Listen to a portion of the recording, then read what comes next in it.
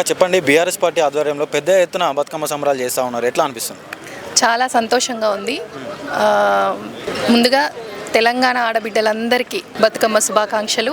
ఇది ఆడబిడ్డల పండుగ. ప్రతి ఆడబిడ్డ కూడా పుట్టింటికి వెళ్ళి బతుకమ్మను పేర్చుకొని, అంటే ప్రకృతిని పూజించే పండగ ఇది. కామన్గా మనం దేవుళ్ళని పూలతో పూజిస్తాము. ఇప్పుడు పూలనే దేవుళ్ళుగా భావించి పూజించే పండగ. మన పూర్వకాలంలో ప్రకృతిలో ఉన్న ప్రతి పువ్వుల్లో ఉన్న వాటి ఔషధ గుణాలను తెలియజెప్పడానికి, ఔషధాలను తెలియజెప్పడానికి అవి వాటర్లో ఇప్పుడు ఈ వర్షాకాలంలో వచ్చే వాటర్లో ఫామ్ అయ్యే బ్యాక్టీరియాని చంపడానికి కూడా ఈ ఔషధ గుణాలు ఉన్న పూలను పూజించి ఆ గౌరమ్మల్ని కూడా మనము పసుపు బొట్టులాగా పెట్టుకొని ఆ పూలని వాటర్లో వేయడం వల్ల వాటర్ ప్యూరిఫై అయ్యి ప్రజలందరికీ కూడా మంచి తాగునీరు వస్తుందని ఒక సదుద్దేశంతో చాలా నానుడి ఒక్కొక్క చోట ఒక్కొక్క రకాలుగా చెప్పుకునే నానుడి ఉంటుంది. ఈ పండుగని నిజంగా తెలంగాణలో, అంటే ప్రపంచంలోనే ఎక్కడ ఈ పండుగ ఉండదు, ఓన్లీ తెలంగాణలో మాత్రమే మన బతుకమ్మని జరుపుకుంటాము. ఈ బతుకమ్మని మన కేసీఆర్ గారు, బీఆర్ఎస్ ప్రభుత్వం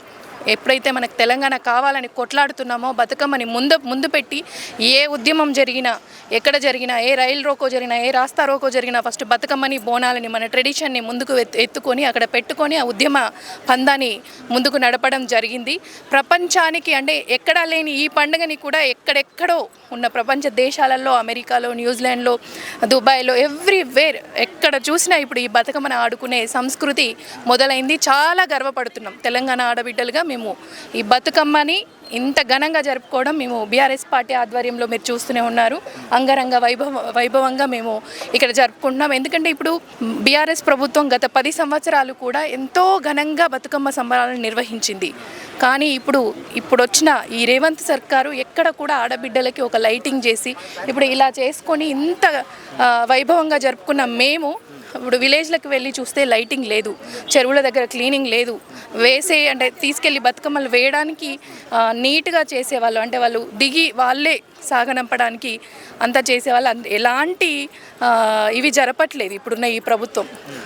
ఎందుకంటే ఆడబిడ్డల్ని, బతుకమ్మని, అంటే ఎంత మూర్ఖుడో అందరూ, ప్రతి ఒక్క ఆడబిడ్డ కూడా గమనించింది. ఎందుకంటే తెలంగాణ తల్లి అంటేనే మనకి మన అమ్మతో సమానం. అమ్మలాగా చూసుకునే తెలంగాణ తల్లిని మనం పాటలే పాడుకుంటాము చేతిలో బతుకమ్మని, అంటే గజ్జెల ఒడ్డానమే గౌరమ్మ అని పాడుకుంటాం. ఒడ్డానం తీసేసిండు, చేతిలో ఉన్న బతుకమ్మని తీసేసిండు, చెయ్యి చూపించే మన ఒక అమ్మని బోసిగా చేసేసి అక్కడ పెడితే, మొన్న మేము కార్లో వెళ్తుంటే కామన్గా ఒక 10 మంది కలిసి 2-3 కార్లలో వెళ్తుంటే అటు నుంచి పోతుంటే బాధపడుతున్నారు. కిందికి దిగిన తర్వాత అసలు అటు దిక్కు చూస్తేనే ఆ కలే పోయింది. ఎంత మంచిగా కలకల్లాడుతూ ఉండే అమ్మని ఎంత బోసిగా చేసిండు. ఇప్పుడు మేమున్నాము ఒక ఆడబిడ్డగా, ప్రతి ఒక్క ఆడపడుచు అలంకార ప్రియులే ఉంటారు. ఇప్పుడు మేము నగలు వేసుకున్నాము, వడ్డానం పెట్టుకుంటాము, చెవులే పెట్టుకుంటాము, అది ప్రతి ఒక్క ఆడబిడ్డ హక్కు. అది హక్కు. ఎవరైనా సరే తన తల్లినో, తన బిడ్డనో, తన భార్యనో, తన అక్కనో, తన చెల్లినో ఎవరినైనా అందంగా చూడాలని అనుకుంటారు. మనము వాళ్ళని ఏదో బోసిగా తయారు చేయాలని ఎవ్వరూ అనుకోలేదు. కానీ అలాంటి బోసిగా తయారు చేసి ఆ దుర్మార్గుడు ఎవరు అంటే రేవంత్ రెడ్డి.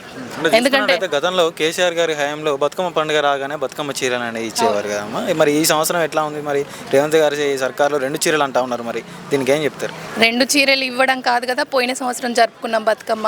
ఎక్కడిచ్చిండు చీరలు? ఇవ్వాలి. ఇంకా చీరలు ఇవ్వడమే కాకుండా నేను పట్టు చీరలు ఇస్తా, నేను ఈ చీరలు ఇస్తా, ఆ చీరలు ఇస్తా అని గొప్పలు చెప్పిండు. అంటే అన్ని స్పీచ్లకు మాత్రమే పరిమితం, ఓన్లీ గప్పాలు చెప్పుకోవడానికి మాత్రమే పరిమితమైంది ఈ రేవంత్ రెడ్డి. ఏవి మహిళలకి ఇస్తానన్న 2500 ఏవి, స్కూటీలు ఏవి, అవ్వలకి గ్రూపులకి ఇస్తే మిగిలిన వాళ్ళకి అగ్గో పక్కన ఒక అక్క ఇక్కడే అడుగుతుంది చూడండి, అక్కడ తిప్పండి ఒకసారి.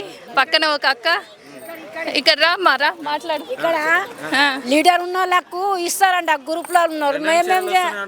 ఓ మంచి లక్షల చీరలు ఇస్తారంట. మరి మాదేది? మరి మాకేది?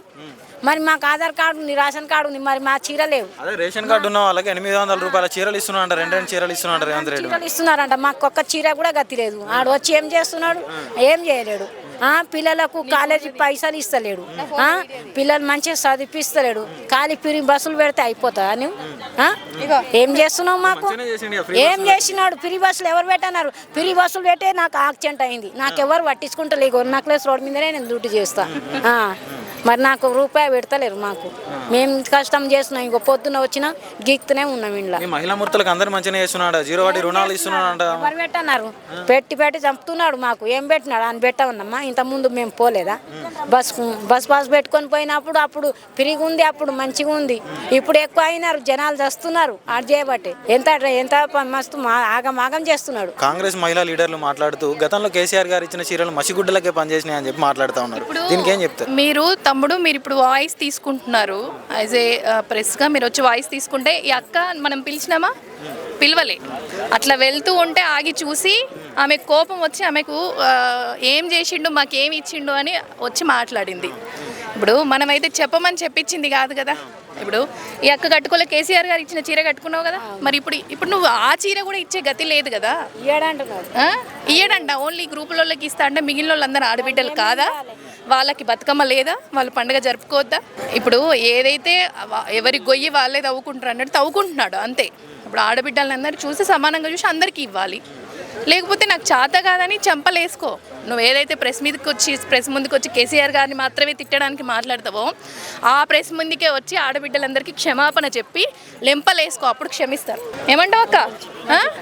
అంతే, నీకు చేతనైతే లేదని చెప్పి క్షమించి వదిలేస్తారు. నాకు చెప్పండి, బీఆర్ఎస్ పార్టీ ఆధ్వర్యంలో ఇంత పెద్ద ఎత్తున సంబరాలు చేస్తా ఉన్నారు, ఎట్లా అనిపిస్తుంది? తెలంగాణ ప్రభుత్వం ఏర్పడాకనే వచ్చినటువంటి గుర్తింపు బతుకమ్మ పండుగకి కేసీఆర్ గారి ఆధ్వర్యంలో మరి తెలంగాణ ప్రభుత్వం పోయి కాంగ్రెస్ ప్రభుత్వం వచ్చినా కూడా మన సంబరాలను మనం ఘనంగా చేసుకోవాలని చెప్పేసి ఇక్కడ ఏర్పాటు చేయడం జరిగింది. మరి పెద్ద ఎత్తున ఏర్పాటు చేస్తూ ఉన్నారు. మరి కాంగ్రెస్ ప్రభుత్వం వచ్చినాక మన తెలంగాణ తల్లి చేతిలో ఉన్నటువంటి బతుకమ్మను తొలగించిన దానికి ఇంకా కూడా బాధతోని మరి ఇక్కడ మహిళా మతాలందరూ కూడా మన పండుగ మనం ఇక్కడ అందరికీ తెలవాలనే ఉద్దేశంతో పెద్ద ఎత్తున మా కేటీఆర్ గారి ఆదేశాల మేరకు ఇక్కడ చేయడం జరుగుతుంది. మహిళా మతాలు కూడా మా జోగిట ప్రాంతంకి వెళ్ళి కూడా ఇక్కడికి చాలామంది రావడం జరిగింది.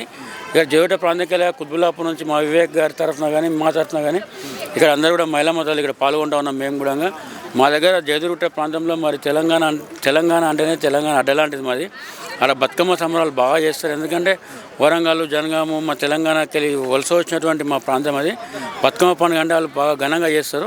మరి దాంట్లో భాగంగా మరి ఇక్కడ కూడా పీపుల్ ప్లాజాలో మరి కేటీఆర్ గారు ఇక్కడ మనం చేసుకోవాలంటే ఇక్కడికి రావడం జరిగింది. మా త్రివేణి గారు, మా మహిళా మతాలు అందరూ రావడం జరిగింది. ఇక్కడ పెద్ద ఎత్తున కూడా బతుకమ్మ పండుగకు మరి తెలంగాణ ప్రభుత్వం వచ్చినాక ఎంత గుర్తింపు వచ్చిందో దాన్ని మార్చిపోకుండా చూడడానికి ఈ యొక్క ప్రోగ్రామ్ అని చెప్పి మేము తెలియజేస్తాం. గతంలో బీఆర్ఎస్ పార్టీ ప్రభుత్వంలో కూడా పెద్ద ఎత్తున సంబరాలు అనేది చేసే బతుకమ్మ తరపున ఇప్పుడు మరి రాష్ట్ర ప్రభుత్వం ఏర్పాటు ఎట్లా ఉన్నాయన్న? ఇప్పుడు కాంగ్రెస్ పార్టీ నుంచి ఈ కాంగ్రెస్ పార్టీ ప్రభుత్వం మంచిగా ఏర్పాటు చేస్తే అందరూ అడిగిపోతుంది. వాళ్ళు చేయలేకనే కదా బతుకమ్మనే మాయం చేయాలనుకోరు కాబట్టి మరి ఈరోజు ఇక్కడ మనం చేసుకోవాల్సి వస్తుంది.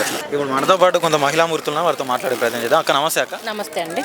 చెప్పండి అక్క, ఎట్లా ఉన్నాయి ఏర్పాట్లు? ఎలా ఉన్నాయి ఏర్పాట్లు? ఇక్కడే కాదండి, ఊళ్ళల్లో కూడా ఒక సర్పంచ్ అంటూ ఉంటే సర్పంచ్లు ఎక్కడైతే ఉన్నారో ఇంతకు ముందు ఉన్నప్పుడు లైటింగ్స్ లేకపోతే సౌండ్స్ అవి ఉండేది. ఇప్పుడు ఎవ్వరు బాధ్యత తీసుకోవట్లేదు, ఏ విధమైన ఏర్పాట్లు చేయట్లేదు. అంతేందుకు ఏర్పాట్లు చేయొద్దనే ఉద్దేశంతోనే కదా ఇంతకుముందు ఏదో ఒక చీరనైనా ఇచ్చారు. ఇప్పుడు చీరలు లేవు ఎవరికి. ఆ చీరలు చాలామంది కట్టుకున్న వాళ్ళే ఉన్నారండి, టీం ప్రకారం కట్టుకునే వాళ్ళు. ఏది లేదు, చీరలు లేవు. అసలు విగ్రహం చేతిలో బతుకమ్మ తీసేసిన వాళ్ళకి బతుకమ్మ సంబరాలు చేయాలంటే ఆలోచన ఎట్లా ఉంటుంది? చీరలే ఇవ్వట్లేదు అని చెప్తా ఉన్నారు. మరి కాంగ్రెస్ వాళ్ళు చెప్తా ఉంటూ 2 చీరలు ఇస్తున్నామని చెప్పి మాట్లాడుతూ ఉన్నారు. అందరు ఉన్నారు కదా మాతో పాటు, ఎవరు తీసుకున్నారమ్మా? ఎవరు తీసుకోలేదు. ఫేక్ మాటలు అండి ఇవన్నీను. అక్కడిక్కడ ఫోటోలు కనపడుతున్నాయి కానీ ఎవరికి రాలేదు ఫోటోస్. అది కూడా డ్వాక్రా గ్రూప్, మెయిన్ డ్వాక్రా గ్రూప్ అని చెప్తున్నారు. వీళ్ళందరినీ గ్రూప్లలో పెట్టాను నేను, ఎవరికి లేదు, ఒక్క చీర లేదు, ఎవరికి లేదు. గతంలో కేసీఆర్ గారు ఇచ్చిన చీర మసిగుడ్డలకే పనిచేసినాయి కానీ ఇప్పుడు మేము ఇచ్చే చీర 800 రూపాయల పట్టు చీరలు ఇస్తున్నాం అని చెప్పి మాట్లాడుతూ ఉన్నారు.